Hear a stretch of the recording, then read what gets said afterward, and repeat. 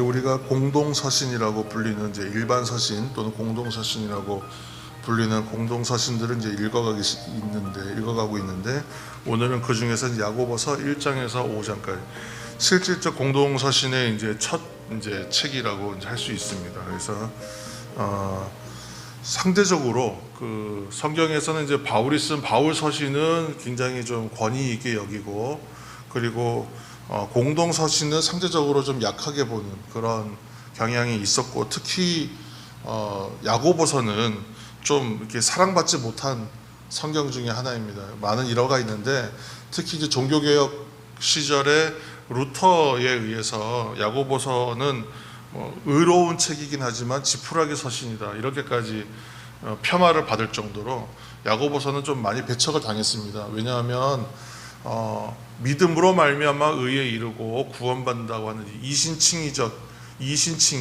칭의적 구원론, 이것이 이제 종교개혁의 강한 이제 주제였고, 그리고 이 종교개혁의 칭의적 구원에 대해서 가장 또 강하게 영향받은 게 우리나라 한국 기독교이거든요.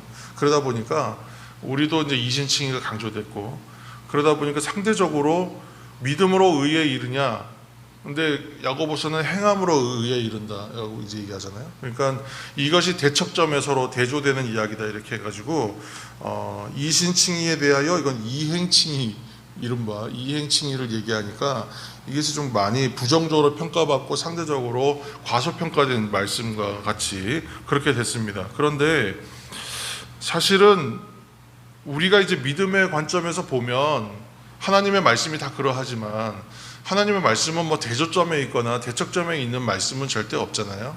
모든 것이 합하여 다 관점적으로 서로 조화를 이룹니다. 그래서 결국은 바울 서신에 있는 글들이 일의 원인을 말한다면 이 공동 서신에 있는 이제 야고보서 같은 것들은 이제 일의 결과를 보여주는 책이다.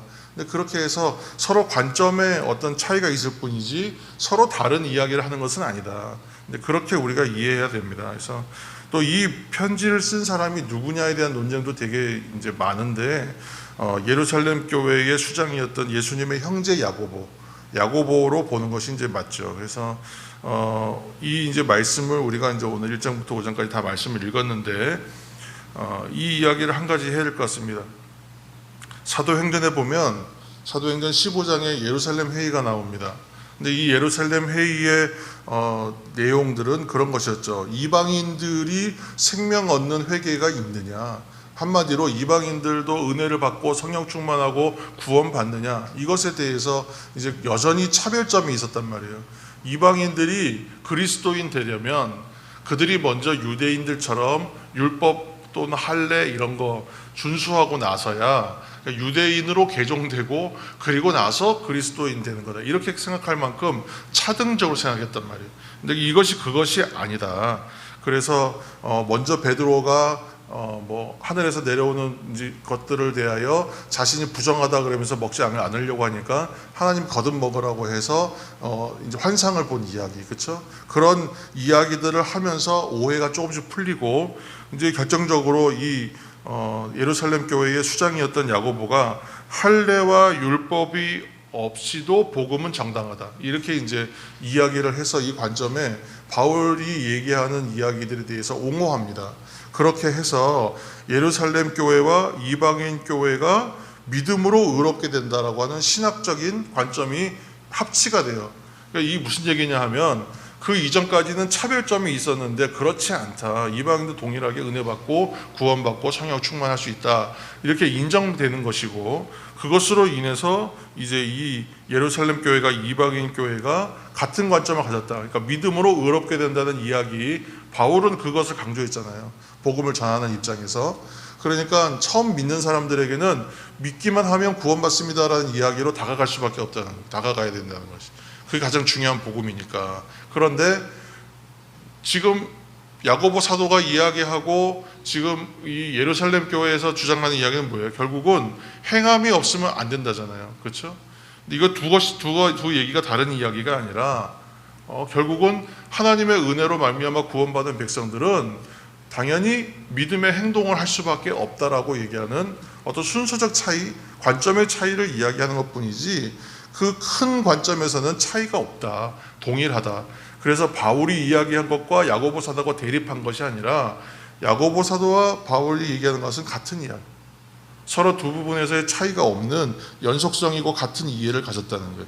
그러니까 이렇게 이해를 하고 성경을 보면 문제가 없는데, 그렇지 않았기 때문에 저도 지금 청년 시절에, 저도 청년부 GBS 성역 공부반 리더 같은 거 하고 할 때도 항상 리더십에서 맨날 우리가 충돌이 생긴 게 뭐냐면 믿음으로냐 행동으로냐, 이거를 가지고 저희들도 논쟁을 했어요. 그러니까 교회에서 그렇게 가르쳤기 때문에 그 부분에 대해서 이것이 뭐냐 이것이 뭐냐 서로 몰타하면서 밤샘 논쟁까지 하고 그랬던 기억이 납니다. 근데 지금 생각해 보면 다 유익한 시간이에요. 근데 그때는 감정적으로 막 충돌하고 그랬거든요. 그러니까 그것처럼 율법적 행위를 통한 구원을 이야기하는 것이 결코 아니다. 이것은 구원받은 백성으로서 삶을 어떻게 행동하여 살 것이냐에 대한 이야기라고 보면 됩니다. 그래서 우리 한국교회가 너무나 이신칭의적 구원론에 강한 영향을 받고 이 칭의적 구원에 치우치다 보니까 상대적으로 성화라고 하는 행동과 삶에 대한 부분을 소홀히 합니다. 그러니까 이 부분이 너무 소홀하였다 하고 다시 그 부분들을 강화하여 강조하다 보니까 어디로 갔냐면 공로주의로 갔고 상급 면류관으로 가버렸다. 근데 우리가 이런 말씀을 이제 우리가 통독해 오면서도 한번 나눴었습니다. 그래서 자꾸만 믿음에 대해서 보상이 있다는 쪽으로 가서 믿음에 열심을 내십시오로 가면 다 결국은 자기 열심이 개인 상급 쌓기 위한 열심으로 갈 수밖에 없어서 그건 참된 섬김과 봉사와 하나님 앞에 나아가는 헌신이 될 수가 없어요. 그러니까 그렇게 처음부터 출발점을 주제를 잘못 정해버리면 신앙이 이상한 방향으로 갈 수밖에 없는 것이죠. 그래서 이런 오해가 있어요. 구원받았으니까 선한 행동은 해도 좋고 안 해도 좋다, 이렇게 생각하는 거예요. 그런데 하면 더 좋다, 이렇게 가면 이건 지금 신앙의 밸런스가 맞지 않는 겁니다. 그래서 자꾸 믿기만 하면, 잘 믿기만 하면 되고 행동도 하면 좋은데 그 행동들을 하면 일종의 플러스 알파 개념으로 생각하면 안 되는 거예요. 같은 한 몸이고 동일한 것이라는 거예요. 구원받았으면 당연히 선행을 하게 된다, 그리고 언젠간 열매가 된다, 이렇게 막연하게 생각하는 것도 옳지가 않습니다. 자, 오늘 이제 말씀 한 절 우리가 읽을 텐데요. 야고보서 2장 22절. 야고보 사도가 이제 아브라함의 이제 예를 들어서 아브라함과 이삭의 그 번제 사건을 예를 들어서 얘기하는 부분. 2장 22절 말씀 함께 읽겠습니다.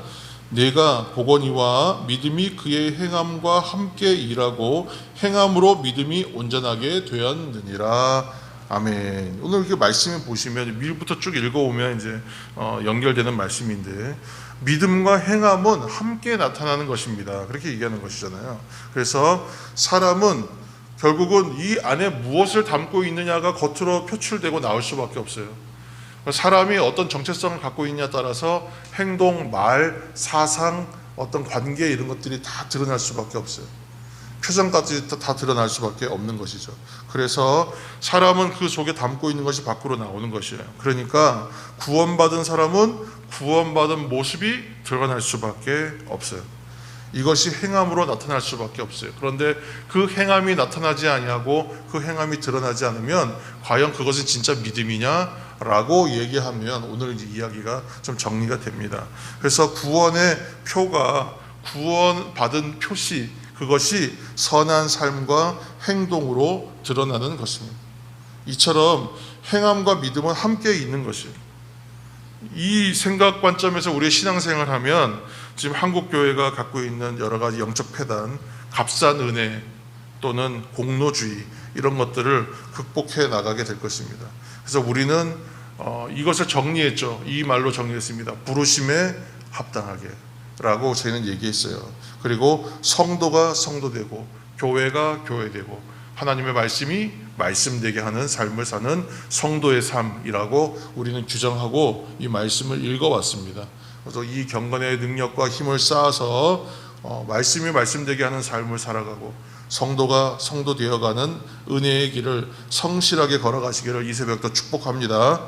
입술의 결단만이 아니라 우리는 삶의 작은 것이라도 결실 맺기를 힘쓰고 애쓰는 성도 됩시다. 이렇게 또 은혜도 나누었습니다. 오늘도 이 삶의 작은 결실을 이루어 가시는 그 하루가 되시기를, 경건의 하루가 되시길 다시 한번 예수님의 이름으로 축복합니다.